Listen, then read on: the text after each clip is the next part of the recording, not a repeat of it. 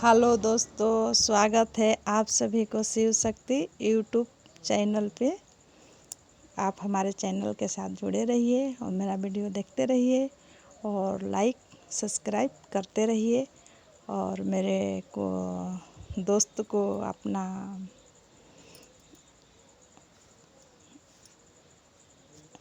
दोस्ती का हाथ बढ़ाइए कि हम आपके हर प्रकार की हर समस्या के समाधान लेके आएंगे।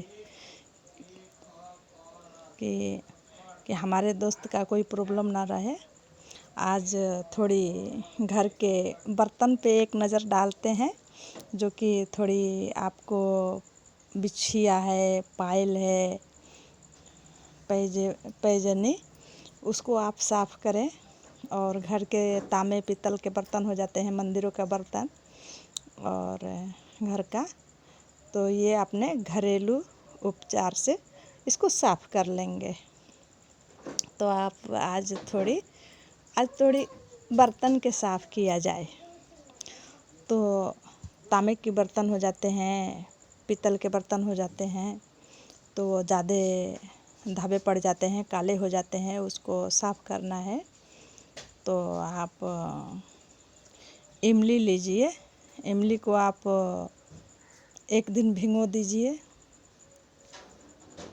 और उसको भीगने के बाद उसको एक दिन 2 दिन बाद वो उसी से आप थोड़ी नमक डाल के आप बर्तन साफ़ कीजिए। तो आपको मेहनत नहीं लगेगा पूरी तरह से।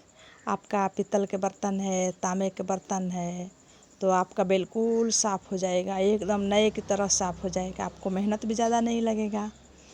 अगर आपको इमली नहीं मिल रहा है तो आप दही लाइए, एकदम खट्टा दही, जैसे कि 4-5 दिन का हो गया हो, तो उसमें 2 चम्मच नमक डालिए और नमक से आप बर्तन को, कैसे भी बर्तन को आप साफ़ कर सकते हैं। तो आपको बिना मेहनत के, थोड़ा ही मेहनत में आपका बिल्कुल नए की तरह चमक जाएगा। अगर आपको बिछिया, पायल ये चमकाना है तो इसमें आप 3 दिन की दही हो, 3 दिन की दही हो, उसको अच्छी तरह से मथ दीजिए दल घोटनी से, या ऐसे ही हाथ से उसको घोर लीजिए। या दही है तो दही है, उसमें खट्टी दही होनी चाहिए।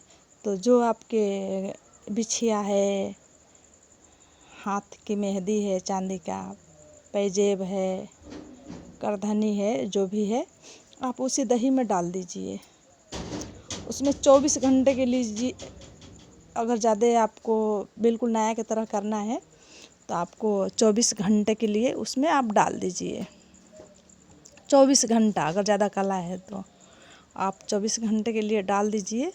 फिर आप उसको ब्रश लीजिए, ब्रश बढ़िया हो, जिसमें वो पुराना ना हो, जो कि आप वो कड़क हो, साफ़ कर सके। तो आप ब्रश लीजिए और ब्रश लेने के बाद आप उसमें कोलगेट लीजिए, दूसरा पेस्ट नहीं, कोलगेट, और उससे आप रगड़िए। आप उसको कम से कम 20 मिनट तक रगड़िए। उसको आप रगड़ रगड़ के साफ़ कीजिए और एकदम आपको कचड़ा बिल्कुल नए की तरह। अगर बिछिया है तो आप उसको 10 मिनट धोइए, पायल है तो उसको आप कम से कम आधा घंटा धोइए। उसको रगड़ रगड़ करके, मतलब जितना बड़ा जेबर है, मतलब कि एक जेबर में आपको 20 से 25 मिनट लगना चाहिए। अगर करधनी है तो ज़्यादा बड़ा है, तो उसमें कम से कम आधा या 40 मिनट लगना चाहिए। तो इस प्रकार से आप उसको धोएंगे तो एकदम बिल्कुल नए की तरह, जैसे सुनार साफ़ करते हैं उस प्रकार से साफ़ हो जाता है। अगर आपको दांत साफ़ करनी है तो दांत के भी बता रही हूँ। तो जिसके दांत काला पड़ जाते हैं तो उसमें आप फिटकरी लीजिए। फिटकरी का आग में डालेंगे, कोयले के आग में, तो वो पानी की तरह बुलबुला दे के, वो जैसे ये मक्या के इसको लावा बोलते हैं या पोप बोलते हैं। तो उसी तरह वो हो जाता है। मेरे को बोलने नहीं आता है। वो जैसे मक्या के वो लावा फूटते हैं ना, वैसे उसी तरह से वो फूट जाता है। तो उसी का आप लीजिए, फिर उसको आप बारीक कीजिए, बारिश करके उसको एकदम पाउडर बनाइए। बना करके आप बांस का या पेचकस लीजिए, जहाँ पे आपके काला है थोड़े थोड़े से रगड़ लीजिए। और उसको जैसे कि आप बांस के तिली या अगरबत्ती का कोई चीज़ लीजिए, कड़क चीज़ थोड़ी से, या आप उसको रगड़िए। थोड़ा थोड़ा ले लेके आप दांत को अच्छी तरह से साफ़ कीजिए, तो आपके दांत बिल्कुल साफ़ हो जाएगा। जितने कचड़ा है दांतों का, ब्रश से ज़्यादा मलेंगे तो मसूड़ा घिसेगा। तो उसको आप जिस प्रकार से आपके ये दांतों का केवल दांत घिस सके, उससे आप घिसिए, तो आपके दांत बिल्कुल चमक जाएगा। ज़्यादा मेहनत नहीं पड़ेगा, आपका एकदम दांत मोती की तरह चमकने लगेंगे।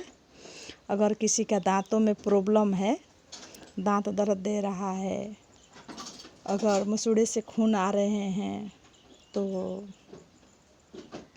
उसमें आप हल्दी और नमक और सरसों का तेल डाल करके मालिश कीजिए, तो आपका दांत मजबूत हो जाएगा और चमक भी होगा दांतों में।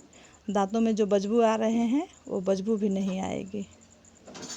तो हल्दी, नमक और सरसों का तेल, इसका आप मसूड़े में मालिश कीजिए, दांतों के मालिश कीजिए, तो दांत आपके चमकेंगे।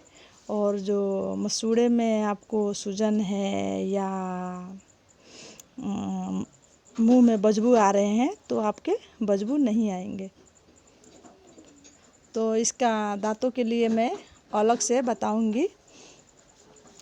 तो अभी मैं ये बर्तन साफ़ करने का और उसका बता रही थी, इसी में 2 बात मैं बोल दी। तो दांत साफ़ करने को भी बता दिया। अगर कपड़े का दाग हटाना है, किसी का स्याही लग जाता है, अगर किसी का स्याही लग जाता है तो वो छूटता नहीं है, किसी से भी नहीं छूटता है, तो आप कोलगेट लगाइए। तो उसको नीचे ऊपर कोलगेट लगाइए, उसको कम से कम 20 मिनट के लिए छोड़ दीजिए लगा करके अच्छी तरह से।